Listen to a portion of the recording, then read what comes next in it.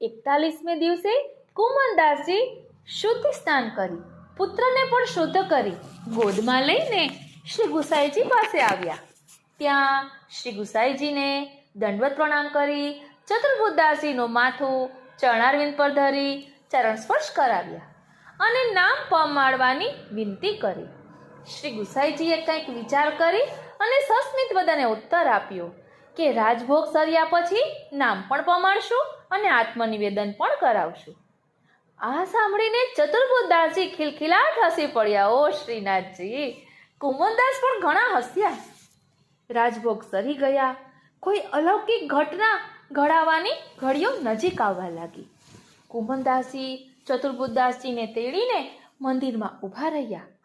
શ્રી ગુસાઈજીએ મંદિરના ભીતરિયા વગેરે સર્વ સેવક વર્ગને થોડી વાર માટે બહાર જતા રહેવાની આજ્ઞા કરી. કમાડ વાસી દીધા. અંદર રહેલા પિતા પુત્રના ભાગ્યના કમાડ ખુલી ગયા. શ્રી ગુસાઈજીએ શ્રી ગોવર્ધનનાથજીના સકળ વ્રજભક્તો સહિતની લીલાના દર્શન કરાવ્યા. પછી બાળક ચતુર્બુદ્ધદાસને અષ્ટાક્ષર મંત્રનું દાન આપ્યું. ચમત્કાર થયો. બાળક ચતુર્બુદ્ધદાસના કાનમાં અષ્ટાક્ષર મંત્ર જતા જ તેઓ મોટા થઈ ગયા. શ્રી ગોવર્ધનનાથજીના સાનિધ્યમાં શ્રી ગુસાઈજીએ આત્મનિવેદન મંત્ર બોલાવ્યો. ચતુર્બુદ્ધદાસ સ્પષ્ટ અને મધુર સ્વરે મંત્ર બોલી ગયા. શ્રીજીના ચરણોમાં તુલસીપત્ર સમર્પ્યા. તરત જ ચતુર્બુદ્ધદાસજીને શ્રી ગુસાઈજીનું સ્વરૂપ હૃદયારૂઢ થયું અને એ જ ક્ષણે સારંગ રાગમાં એક પદ ગાયું. સેવક કી સુખ રાશિ સદા શ્રી વલ્લભ રાજકુમાર દર્શન હિતે પ્રસન્ન હોય મન પુરુષોત્તમ અવતાર.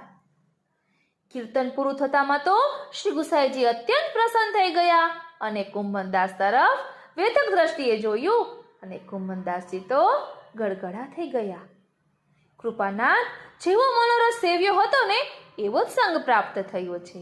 આપ જેવા સમર્થ ગુરુ જેને મળે એને બધું જ ફળ મળી ચૂક્યું એમ સમજવું, કારણ કે આપ સ્વયં ફલરૂપ છો, એમાં કોઈ સંદેહ નથી. ધન્ય ઘડી આજની, ધન્ય ભાગ અમારા. કુમનદાસજીનો સ્વર રૂંધાવા લાગ્યો.